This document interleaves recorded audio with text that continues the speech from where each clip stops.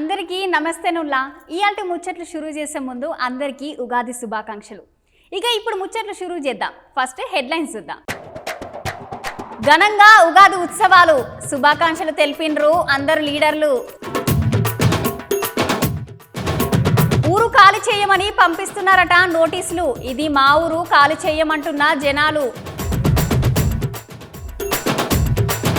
జనాలల్లా బీజేపీకి మస్తు క్రేజ్, ఈసారి సుత పక్క అంట జోరు. దేశంలోనే మొట్టమొదటి మంచు కేఫ్ చేసింది మన భారతదేశమే అంట ఫస్ట్.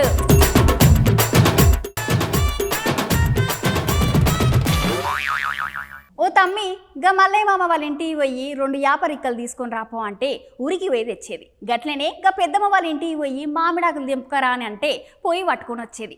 అట్లా పండుగ పూట ఊర్లలో ఏదంటే అది అన్నీ దొరుకుతాయి. కానీ పట్నంలో ఉండేటోళ్ళకి వచ్చింది అసలు సమస్య అంతా.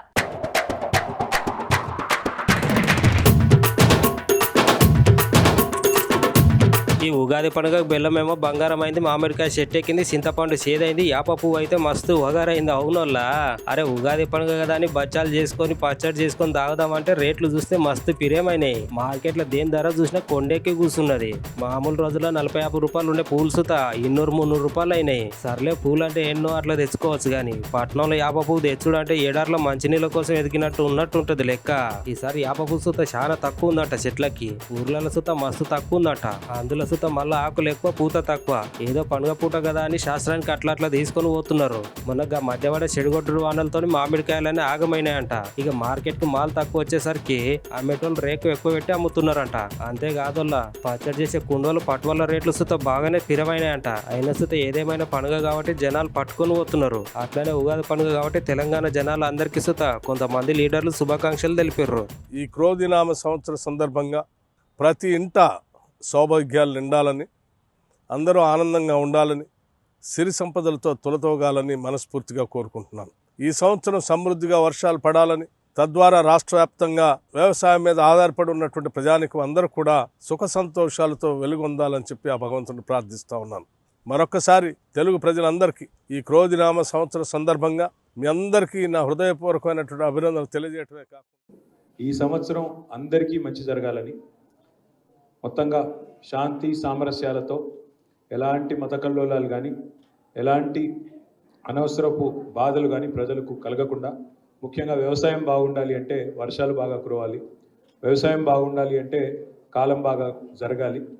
ఆ రకంగా ప్రజలందరూ కూడా మత సామరస్యంతో శాంతియుతంగా ఆరోగ్యంగా మరి చక్కటి వాతావరణ అనుకూల పరిస్థితులు కూడా రావాలని మనస్ఫూర్తిగా భగవంతుడికి ప్రార్థిస్తూ మరి ఈరోజు ఈ కార్యక్రమంలో పాల్గొన్న ప్రతి ఒక్కరికి కూడా హృదయపూర్వకంగా ధన్యవాదాలు కూడా తెలియజేస్తూ మీ అందరికీ ఉగాది శుభాకాంక్షలు కూడా ప్రత్యేకంగా తెలియజేస్తూ నమస్కారం. ఢిల్లీ లిక్కర్ స్కామ్ మస్తు అంటే మస్తు మలుపులు తిరుగుతుందిలా. కవితక్క నాకు బెయిల్ కావాలని ఎన్నిసార్లు కోర్టుని అడిగిన సుత బెయిల్ అయితే వస్తలేదట. గా అక్క బెయిల్ ముచ్చట్లేందో ఓసారి మీకు సుత చూపిస్తా చూడుండ్రి. అవునోళ్ళ సినిమాల కంటే ఎక్కువ మలుపులు తిరుగుతున్న ఢిల్లీ లిక్కర్ స్కామ్. అయితే ఈ కేసులో మొదటి సందే పెద్ద తలకాయలు ఉన్నాయని ఈడీ సార్లు చెప్తానే ఉన్నారు. అన్నట్టే కొంతమందిని అరెస్ట్ సుత చేసిర్రు. ఢిల్లీ ముఖ్యమంత్రి కేజ్రీవాల్ సార్ని సుత అరెస్ట్ చేసిర్రు ఈడీ సార్లు. అయితే చాలా దినాల సందే నా కొడుకు పరీక్షలు ఉన్నాయి, నాకు బెయిల్ కావాలని కవితక్క కోర్టును అడుగుతానే ఉంది. కానీ కోర్టు ఏమో బెయిల్ కాదు కదా, అక్క పిటిషన్ మొత్తానికే కొట్టేసిందంట. నా కొడుకుకి పరీక్షలు ఉన్నాయి, నేను ఇంటికి పోయి నా కొడుకుని దగ్గరుండి చదివించాలని కోర్టుకి అక్క మస్తు రిక్వెస్ట్ చేసిందంట. కానీ కోర్టు ఏమో అక్క బయటకు వస్తే ఉన్న సాక్ష్యాలన్నీ ఖరాబ్ చేస్తుంది, బయట ఉన్న మిగిలిన వాళ్ళని సుత అక్క బెయిరిస్తుంది. ఇంతకు ముందు సుత అచ్చు గట్లనే చేసిందని ఈడీ సార్లు కోర్టుకు చెప్పారంట. ఇక గట్ల ఈడీ సార్లు చెప్పే వరకు కోర్టు సుత బెయిల్ ఇస్తానికి వెనకడిగేసింది. ఇంకో దిక్కేమో ఈ నెల 20 తారీఖున ఇంకో విచారణ ఉన్నది. అయితే ఇప్పటికే ఈ లిక్కర్ కేసులో కవితకు అరెస్ట్ అయ్యి దగ్గర 20 రోజులు అవుతుందంట. తీహార్ జైలుకు పోయి 14 రోజులు అవుతున్నదంట. ముందుగా కొన్ని దినాలు అక్క అరెస్ట్ అయినాక హరీష్ రావు సార్, కేటీఆర్ సార్ ఢిల్లీకి పోయి అక్కకి ధైర్యం చెప్పి వచ్చిర్రంట.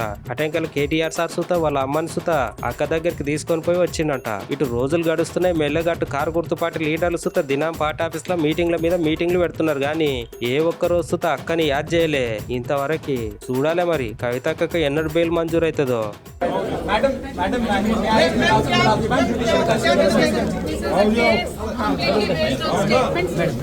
ideological case, it is a political case. We are just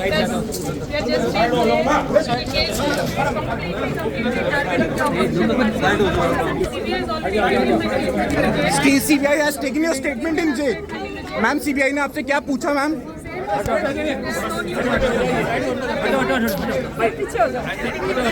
side में हो जाएगी, हटो निकालो इनको साइड में।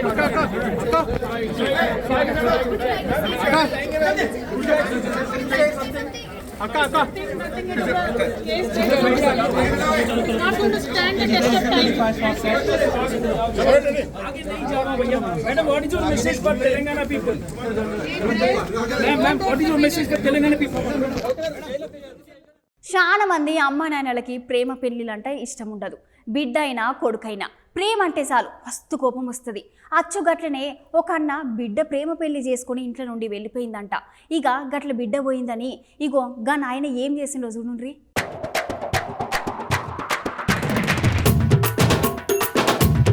అవునల్లా ఈ రోజుల్లో ప్రేమ పెళ్లి అంటే చాలు అస్సలు ఎవరు ఒప్పుకుంటలేరు. ఏం తెలిసి తెలియని వయసులో ప్రేమ అని తిరుగుకుంటా జీవితాన్ని నాశనం చేసుకుంటున్నారు. చక్కగా చదువుకోరని కాలేజీలకు దోలితే గాలి తిరుగులో తిరుగుకుంటా చదువు గాయంత సంఖ నాకిస్తున్నారు. ఇగో అచ్చు ఇక్కడ సుత గట్లనే అయింది. ఈ ముచ్చట కరీంనగర్ జిల్లా సిరిసిల్లలో జరిగిందంట. అగో అక్కడ కనిపించగా అన్న వాళ్ళ బిడ్డనే అంట ప్రేమ పెళ్లి చేసుకుని ఇంట్లోకెళ్ళి వెళ్ళిపోయిందంట. అయితే గా పిల్లవాళ్ళ అమ్మ నాయనలు ఇంట్లో ఉన్నోళ్ళు ఏడుస్తుంటే గా అన్న మాత్రం కోపం పట్టుకోలికి గిట్ల ఏడ్చిండంట. ఓ అమ్మలారా అయ్యలారా, నా బిడ్డ ఇంట్లో నుండి వెళ్ళిపోయింది, మంచి పేరున్న కాలేజీలో చదివిస్తున్నా, నా బిడ్డను కొంతమంది పోరగాళ్ళు ప్రేమ పేరుతో ఆగం చేసి ఇంట్లో నుండి వెళ్ళిపోయేటట్టు చేసిర్రంట అని ఇక అన్న మస్తు బాధతోని దయచేసి నా బిడ్డ చేసిన తప్పును మీరెవరు చేయకని ఇట్లా బాధపడుకుంటూ అందరికీ చెప్తున్నాడు. అగో మీరే చూడరుగా అన్న బాధ. దొంగలు ఇంటి చుట్టూ తిరుక్కుంటా, ఈ వాడకట్టు చుట్టూ తిరుక్కుంటా, అర్ధరాత్రి 12 దాకా ఈ వాళ్ళ తిరుక్కుంటా, అమ్మాయిలు కనబడితే ట్రాప్ చేసుడు, మోసం చేసుడు, ఇట్లా వేసి తీసుకపోతే ఎంతవరకు సమాజం? అదే నువ్వు తీసుకుపోయేది మమ్మల్ని సంప్రదించనుంటివి. నీ తల్లిదండ్రులు ఉన్నారు, మేమున్నాము, సమాజంలో కొంత పెద్ద మనుషులు ఉన్నారు, వారి దగ్గర పిలుచుకోనుంటివి. సంప్రదించినాక నువ్వు తాలిగట్టి పోలీస్ స్టేషన్లో పోతే లగ్గమైనట్ట. అంతే కదా నల్ల, మరి ప్రేమ అంటే ఏంది పెళ్లి అంటే ఏంది అని తెలియని వయసులో ప్రేమ అని చెప్పి అమ్మ నాయనలు గొడ్డు కష్టం చేసి పెద్ద పెద్ద చదువులు చదివిస్తే ఇట్లా గాలి తిరుగులు తిరుగుకుంటా కనిపించిన అమ్మ నాయనలు కాదని వెళ్ళిపోనికి కొంచెమైనా సిగ్గుండాలి కదా. అయ్యా నమస్కారము, అయ్యా నమస్కారము. నా బిడ్డను ట్రాప్ చేసి దొంగలు ట్రాప్ చేసి తీసుకుని అయ్యా, నా బిడ్డను మంచి కాలేజీలో చదివించుకుంటున్నా అయ్యా, మల్లారెడ్డి కాలేజీలో ఉమెన్స్ కాలేజీలో బీటెక్ ఫస్ట్ ఇయర్ చదువుతుంది అయ్యా.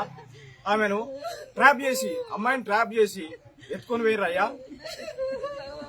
జర ఎందుకు అంటే నా బిడ్డ చదువు కోసం ముఖ్యమైనది అయ్యా. ఇట్లా మోసం చేసుకుంటే సమాజంలో పిల్లలను ఆడపిల్లలను అనాలని అద్దా చెప్పు. మేము జాగ్రత్తగా పిల్లలు మంచిగా చదువుకోవాలి, మంచి ప్రయోజకులు కావాలి, వాళ్ళ భవిష్యత్తును కాపాడుకోవాలి, వాళ్ళ భవిష్యత్తు కోసం ఆలోచన చేయాలని మేము చేసినాం అయ్యా. కానీ ఇట్లా దొంగలు ఇంటి చుట్టూ తిరుక్కుంటా, ఈ వాడకట్టు చుట్టూ తిరుక్కుంటా, అర్ధరాత్రి 12 దాకా ఈ వాళ్ళ తిరుక్కుంటా, అమ్మాయిలు కనబడితే ట్రాప్ చేసుడు, మోసం చేసుడు, ఇట్లా వేసి తీసుకపోతే ఎంతవరకు సమాజం? అదే నువ్వు తీసుకుపోయేది మమ్మల్ని సంప్రదించనుంటివి. నీ తల్లిదండ్రులు ఉన్నారు, మేమున్నాము, సమాజంలో కొంత పెద్ద మనుషులు ఉన్నారు, వారి దగ్గర పిలుచుకోనుంటివి. సంప్రదించినాక నువ్వు తాలిగట్టి పోలీస్ స్టేషన్లో పోతే లగ్గమైనట్ట. అది ఎంతవరకు సమాజం? ఇది వామ్మో ఏం రాజకీయాలు ఏమో కానీ లీడర్లు బూతులు వినలేక జనాలు అయితే పిచ్చోళ్ళు అవుతున్నారు. ఎక్కడ పడితే అక్కడ ఇష్టం వచ్చినట్టు బూతులు మాట్లాడుతున్నారు. ఇగో ఇక్కడ చూడండి ఎట్లా తిట్టుకుంటున్నారో.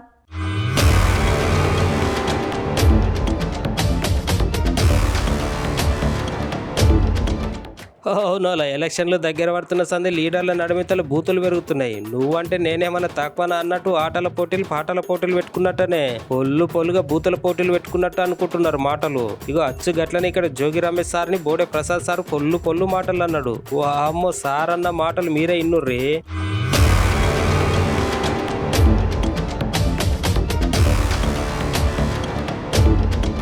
చంద్రబాబు నాయుడు గారు మొట్టమొదటిసారి ఎమ్మెల్యే అయి మంత్రి అయ్యారా?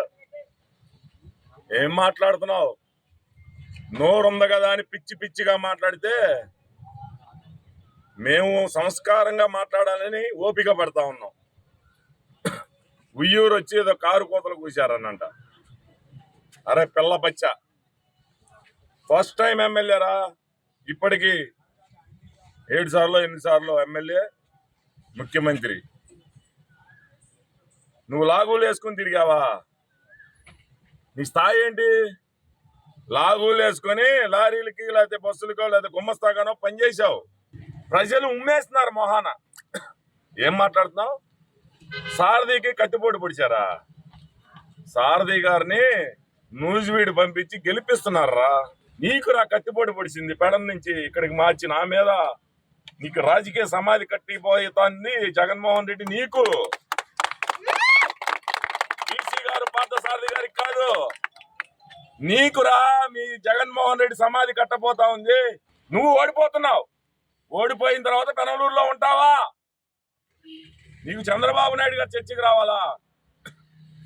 పెడల్లో నీ వలన దెబ్బతిన్న కుటుంబాలు, నీ బంధువులు, మైలవరంలో నీ వలన మోసపోయిన వాళ్ళు, నీ వలన మోసపోయిన కాంట్రాక్టర్లు, వాళ్ళు చాలరా బచ్చాగా నీ మీద చర్చకి. నువ్వు చంద్రబాబు నాయుడు గారి మీద నోరు పారేసుకున్నంత కాలం నీ మీద ఇలా మాట్లాడతావు. నువ్వు గౌరవంగా రాజకీయం చేసుకో.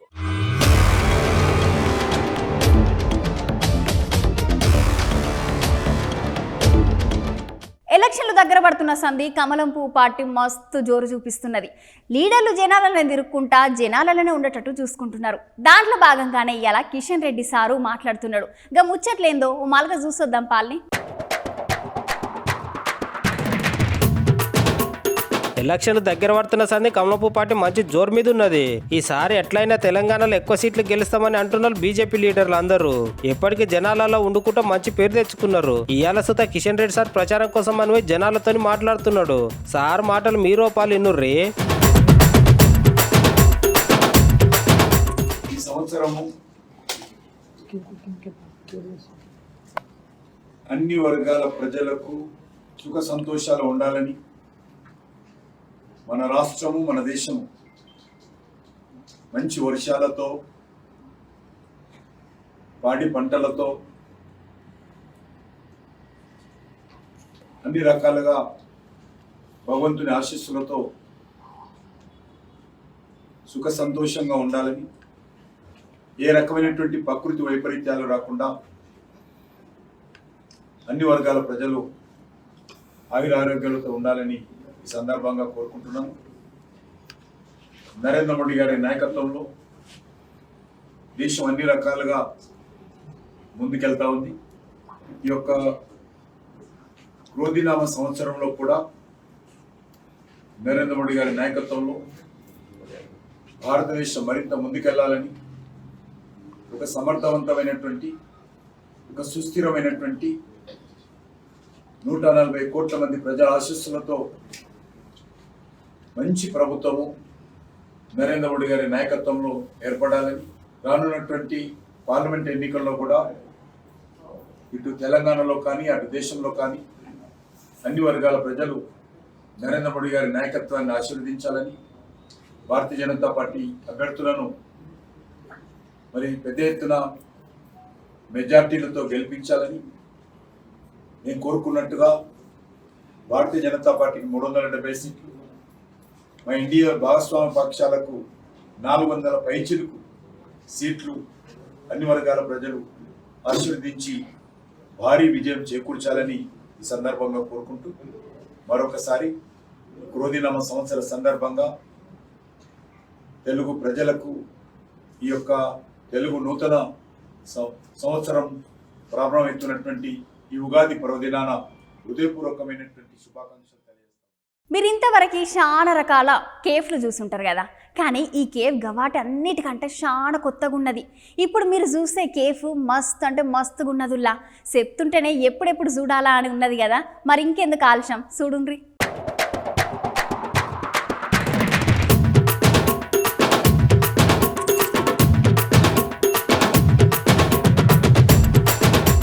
చూసిరా గా ముక్కలతో ఉన్నది ఏమనుకుంటున్నారు? గదేదో తాజ్ మహల్ లేకపోతే ఇంకేదైనా గాజు ప్యాలెస్ అని అనుకుంటుర్రా? అస్సలు కాదోల్లా, అట్లా అనుకుంటే మీరు పప్పులో కాలేసినట్టే. ఇగో గట్లా కనిపించేది కేఫ్ అంట. అవునోల్లా, గది కొత్తగా వెరైటీగా కట్టించిన బర్ఫు గడ్డల కేఫ్ అంట. ఇది మన దేశంలోనే ఫస్ట్ మంచి కేఫ్ అంట. దీని లదాఖ్ లో సముద్రానికి దగ్గర 14,000 అడుగుల ఎత్తులు కట్టిర్రంట. అంతేకాదోల్లా, దీని బోర్డర్ రోడ్ ఆర్గనైజేషన్ వాళ్ళు కట్టించారంట. అయితే ఈ బర్ఫు గడ్డల కేఫ్ లో ఒక వేడి కాఫీ టీలు మాత్రమే ఇస్తారంట. అదే ఇక్కడ స్పెషాలిటీ అంట. అంతేకాదలా ఇక్కడ ఈ బరుపు గడ్డలు కరిగిపోకుండా గా కేఫ్ గట్టిన అన్నల సుత ఎప్పటికీ ప్రత్యేక చర్యల సుత తీసుకుంటున్నారంట. భలే గమ్మత్తుగా ఉంది కదా బరుపు గడ్డల కేఫ్. నాకైతే మస్తుగా నచ్చిందోల్లా.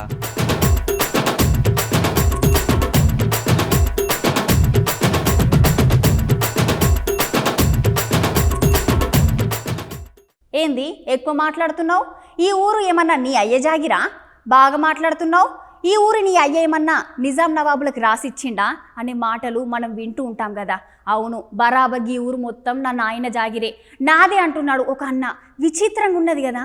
గా ఊరి కథ ఏందో తెలుసుకోవాలంటే మీరు ఈ ముచ్చట చూడాల్సిందైతే.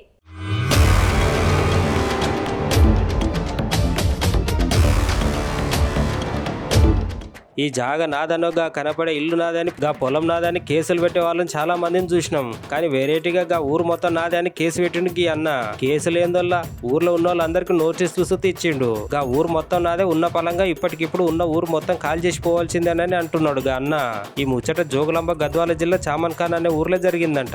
అసలు ముచ్చట ఏందంట అంటే గా ఊరికి చెందిన రైమాన్ అనే ఒక అన్నకి 11 గుంటల పొలం ఉంటే గా 11 గుంటలలో ఒక 4 ఎకరాలు గిరిజగౌడ్ అనే ఒక అక్క అమ్మిండంట. అయితే గా రైతు నుండి గా ఊరోళ్ళు దగ్గర 200 మంది దాకా జాగా కొని ఆడనే ఇల్లు సుత కట్టించుకున్నారంట. ఇప్పుడు గా జాగా మొత్తం నాదే, మీరు అందరు ఇప్పటికిప్పుడు ఊరు వదిలి వెళ్ళిపోవాలని గా అన్న ఊర్లో ఉన్న వాళ్ళందరికీ నోటీసులు పంపిండంట. అయితే గా ఊరోళ్ళేమో ఆయన ఎవరో మాకు తెలియదు, మేము కొన్న ఆయన వేరే ఆయన, మేము ఇక్కడ షానేండ్ల సంది కూడబెట్టుకున్న పైసలతో ఒక్కొక్క ఇల్లు సుత లక్షలు పెట్టి కట్టుకున్నాం. ఈ ఊర్లో మేము మా పైసలతో సొంతంగా రోడ్లు, గ్రామ పంచాయతీ ఆఫీసు, దేవుని గుడి, పోరగాళ్లకు బడి అన్ని కట్టించుకున్నాం. అసలు ఇప్పుడు వచ్చి మమ్మల్ని ఊరు కాల్ చేయమంటే ఎట్లా చేస్తాం? అసలు చేయం. కావాలంటే ఈడనే జీవిని ఇడుస్తాం, కానీ ఊరైతే వదలమని ఆ ఊరు జనాలు అంటున్నారు.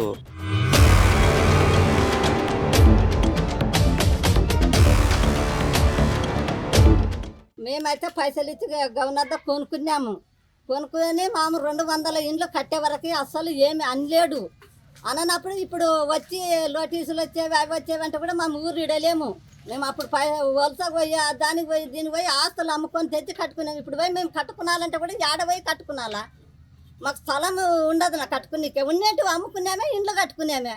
పోతాం రేపు వాన లేకుంటే వలస పోతాం, తెచ్చి మరి అప్పులు కట్టుకున్నకుంటే ఊకుంటారు. అప్పులు కట్టాలి కదా, వాళ్ళకేం దుడ్లు కట్టామే, ఇండ్లు కట్టుకునేమే.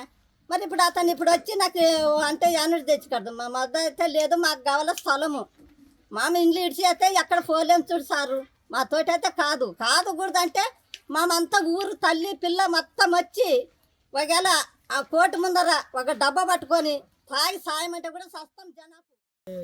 మాది వాళ్ళు కోర్టు వాళ్ళు వచ్చి కాసి ఎవరు ఈ సేన ఆయనంట, ఆయన వచ్చి మా కోట ఆవిడ వచ్చి ఊరిడిచి మేము పోవాలంటారు సార్. 200 ఇండ్లు ఉంటాయి.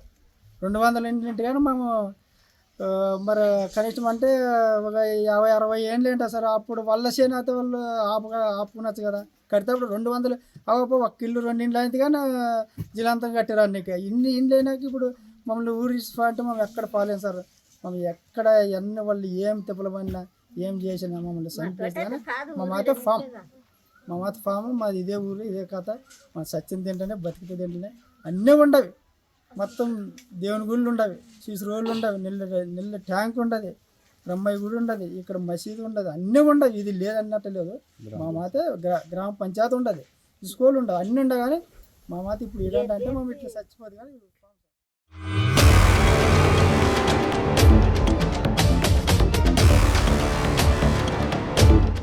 ఎలక్షన్లు దగ్గర పడుతుంటే రాజకీయ నాయకుల ప్రచారాలు మామూలుగా ఉండవుల్లా. అసలు 5 ఏళ్ళు ముఖం చూడని లీడర్లంతా వచ్చి ఏం పిన్ని బాగున్నావా, ఏం బాబాయ్ ఎలా ఉన్నావు, వ్యాపారం ఎలా ఉంది అని వరుసలు పెట్టి పిలుస్తారు. అందుకు ఒక చిన్న ఉదాహరణ చూపిస్తా చూడుండ్రి.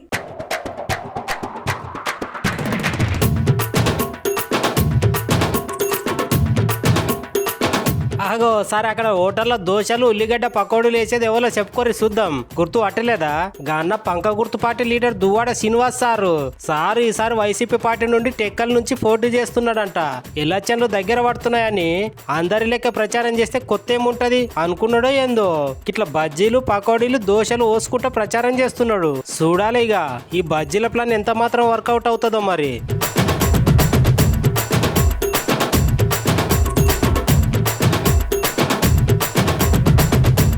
ఇగో గివ్వుళ్ళు అయ్యాల్టి ముచ్చట్లు. మళ్ళీ కొత్త ముచ్చట్లతోటి మళ్ళా కలుద్దాం. అంతవరకు ఉంటాం మళ్ళా.